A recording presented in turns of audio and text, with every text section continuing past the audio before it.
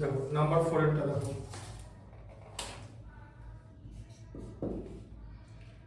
Number 4টা কি আছে লেখা আছে, if A box of sweet is divided into 24 children they will get 5 sweets each, ঠিক আছে?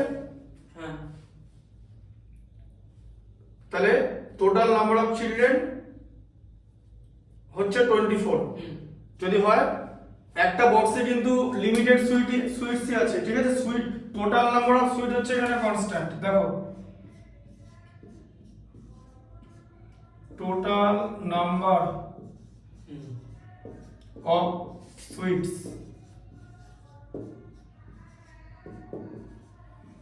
in a box এটা কিন্তু কনস্ট্যান্ট আছে,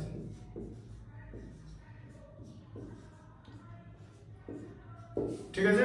এটা কনস্ট্যান্ট বলেছে 24টা চিলড্রেনের মধ্যে ডিভাইড করলে প্রত্যেকে 5টা পাবে। How many would each get if the number of children is reduced by 4, ঠিক আছে?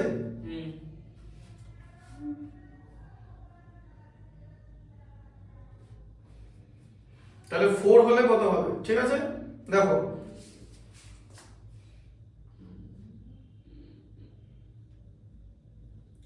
প্রথমে লিখতে হবে হচ্ছে চিলড্রেন, তাহলে দিকে হচ্ছে চিলড্রেন লিখবে রিলেশন,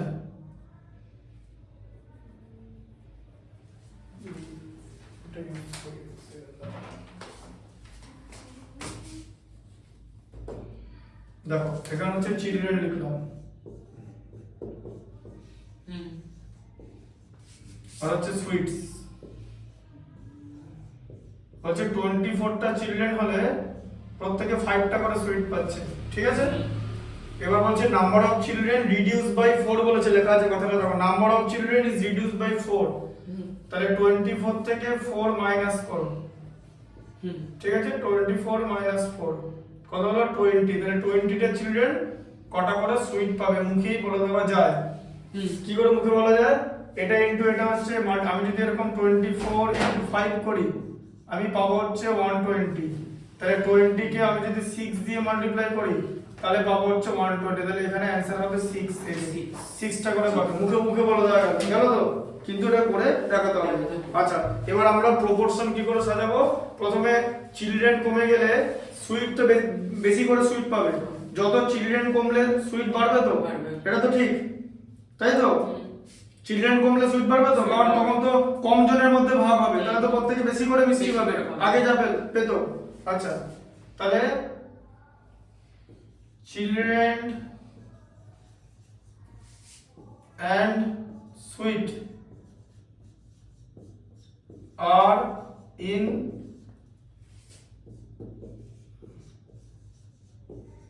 inverse proportion, ঠিক আছে?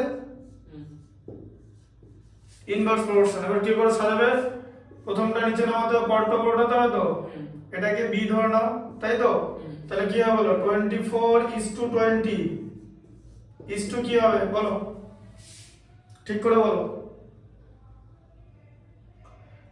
ये b is to 5, b is to 5 কোন প্রসেসে করবে, ডিভিশন না মাল্টিপ্লিকেশন?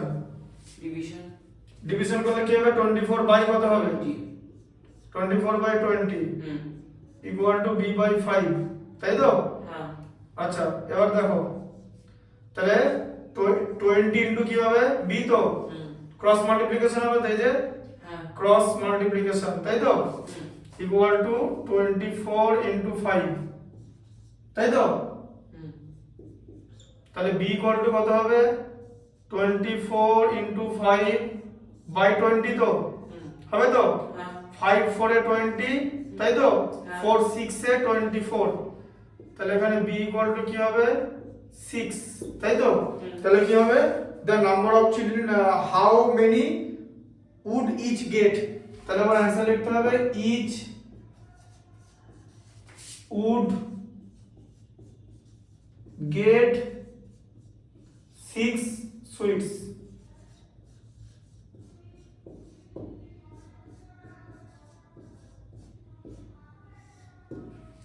ঠিক আছে? each would get 6 sweets।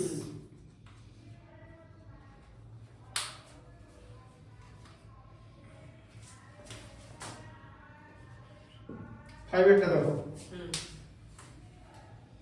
A farmer has enough food, দেখো 5 এরটা দেখো বলছে এ ফার্মার, একটা ফার্মারের কাছে এনাফ ফুড আছে 20 জনকে খাওয়ানোর মতো, to feed 20 animals in his cattle for 6 days.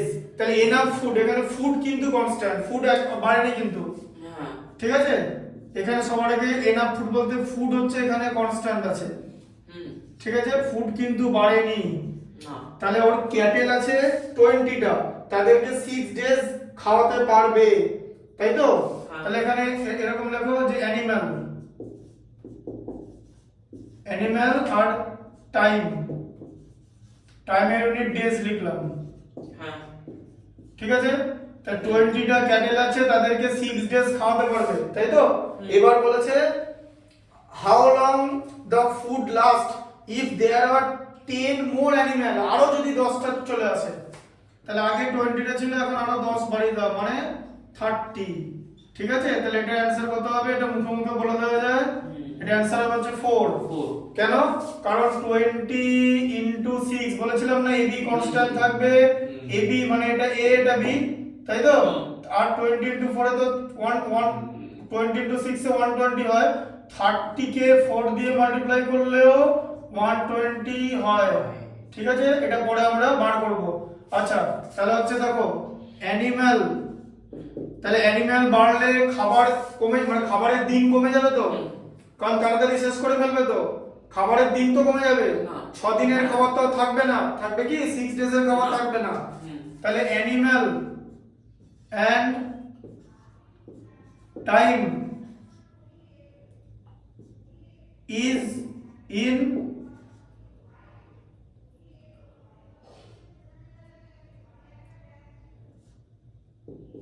Inverse proportion, ঠিক আছে, ইনভার্স, বুঝতে পারলে? হুম ইনভার্স প্রপোর্শন,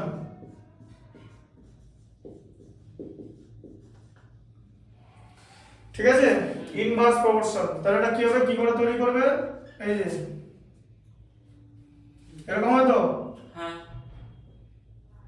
উপরে যাবে, তাই তো? হুম কি হবে বলো, 20:30 double is to b is to 6, তাই তো? এই যে বিটা এখানে নিচে আছে তো, হুম তাহলে তুমি মাল্টিপ্লিকেশনে যাবে না ডিভিশনে যাবে, কোন প্রসেসে যাবে? ডিভিশন 20 কে কি দিয়ে ডিভাইড করবে? 30 বি কে কি দিয়ে? 6 আচ্ছা, এর পরের প্রসেস কি শিখেছি? Cross multiplication. তাহলে 30 কে কি দিয়ে মাল্টিপ্লাই হবে? 30 কে ইয়ে দিয়ে বি দিয়ে 20 কে কি দিয়ে মাল্টিপ্লাই হবে? 6 20 ইনটু 6। এটা সাজাতে হবে কিন্তু জিনিসটা ঠিক করে, ম্যাথটা বুঝে। হুম তাহলে b equal to 20 into 6 by 30, তাই তো? এ দেখো 0 0 কেটে গেল, 3 2 তে কেটে গেল 6, তাহলে কত হলো? b ইকুয়াল টু 2 ইনটু 2 মানে 4, ঠিক আছে, b ইকুয়াল টু 4 হলো। হ্যাঁ, তাহলে লেখা আছে how long would the food last, ঠিক আছে, the food will last for 4 days, the food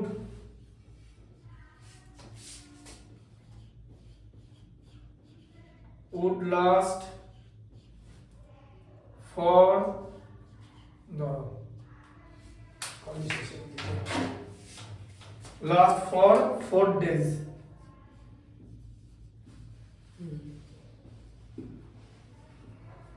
ঠিক আছে, লিখেছো? বুঝতে পেরেছো? আচ্ছা, 6 একটা দেখো,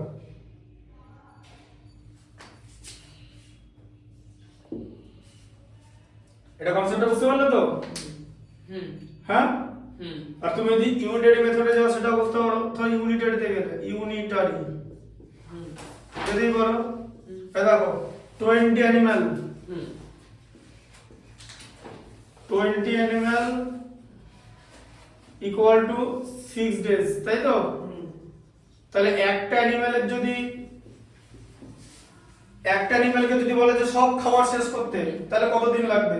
বেশি দিন লাগবে না কম দিন লাগবে? বলো, ঠিক করে বুঝি বলো, কি শিখিয়েছি বলো, এখানে এখানে ঠিক করে বলো, একটা অ্যানিমাল হুম 20 অ্যানিমালের 6 ডেজ লাগে, তাই একটা অ্যানিমালের 20 থেকে কম হয়ে গেল তো, হ্যাঁ ইনভার্সে যদি একটা কমে তাহলে আরেকটা বাড়ে তো, হ্যাঁ এটা তো 20 ইনটু 6 হবে। তুমি কম বললে যে হুম এটা মনে আছে আগের দিন পড়েছিলাম। হ্যাঁ। শোনো, ইউনিটারি করতে গেলে কিন্তু প্লাস মাইনাসে যেতে হবে।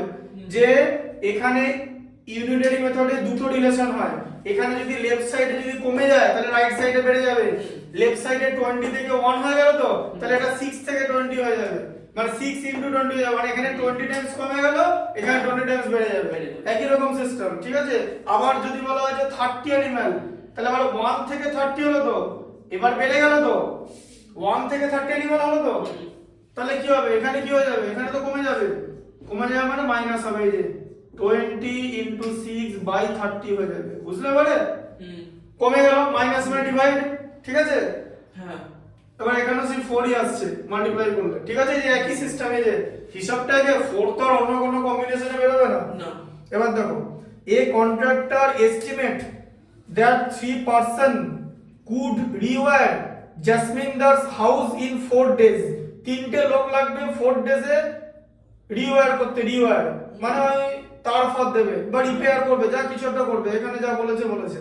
If he uses 4 person instead of 3, how long should they take? তাহলে টাইম বার করতে বলেছে, টাইমটা তাহলে ডান দিকে বেরোবে, তাই তো। তাহলে হচ্ছে পারসন হুম আর এদিকে হচ্ছে ডেজ, তাই তো। তাহলে বলেছে 3 পারসনের 4 ডেজ লাগবে, তাই তো। তাহলে 4 পারসনের কত ডেজ লাগবে বলতে পারো মুখোমুখি? কি বলেছি, এ বি কনস্ট্যান্ট হবে, তাহলে 4 এর জায়গায় কত হবে, এটাকে বি ধরলাম, এটা মুখোমুখি করা যায়। দেখো 3, এটা দেখো, এটা কনস্ট্যান্ট হবে তো, হ্যাঁ। এই দেখো, এটাকে এ ধরলাম, এটাকে ক্যাপিটাল বি ধরলাম, দুটো রিলেশন, মানে দুটো কম্পোনেন্ট, একটা এ একটা বি, এ বি কনস্ট্যান্ট হয় তো, তাহলে 3 ইনটু 4 এ তো 12 হয়, তাই তো। 3 ইনটু, দেখো আমি আগে 12 লিখে দিয়েছি, 3 ইনটু 4 এ হয় হচ্ছে 12, তাহলে 4 ইনটু 3 তে তো 12 হবে। তাহলে বি এর জায়গায় কত হবে বুঝতে পেরেছো? কত হবে বি এর জায়গায়? 3 হবে। 12 কেন? কনস্ট্যান্টটা তো 12, এ বি একই থাকবে। ইনভার্স রিলেশনে কি হয় দেখো, ইনভার্স রিলেশনে কি হয়, রিলেশনে a1 b1 equal to a2 b2 equal to a3 b3 এরকম হয়, ঠিক আছে। এই যে এটাকে বলা হচ্ছে ইনভার্স রিলেশন, ঠিক আছে। যে a ইনটু b মানে কম্পোনেন্ট দুটোর মাল্টিপ্লিকেশন একই থাকবে, ঠিক আছে, মানে product will remain the same, ঠিক আছে, বুঝতে পারলে? আচ্ছা তাহলে এবার বলো, এবার আমি তো প্রপোর্শন বানাবো, তাহলে এখানে ইনভার্স প্রপোর্শন হচ্ছে, এই যে ইনভার্স প্রপোর্শন, ঠিক আছে। ইনভার্স প্রপোর্শন, কেন ইনভার্স প্রপোর্শন হচ্ছে, কারণ হচ্ছে পার্সন বাড়ালে টাইম তো কম লাগবে, আর পার্সন কমলে টাইম বেশি লাগবে, তাই তো।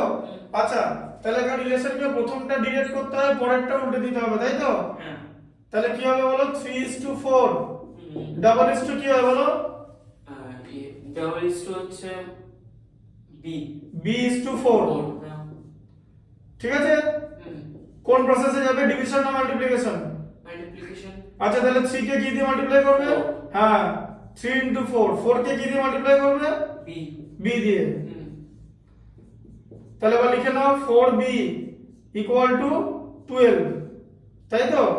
b equal two 12/4 equal to 3। তুমি এখান থেকে ডাইরেক্ট লিখে দিতে পারো, এই যে তোমার কি এসেছিল 3 into 4 equal to 4 into b এসেছিল তো, এরকম 4 4 কেটে দেওয়া যায়, এখানে করে দেওয়া যায় b ইকুয়াল টু 3।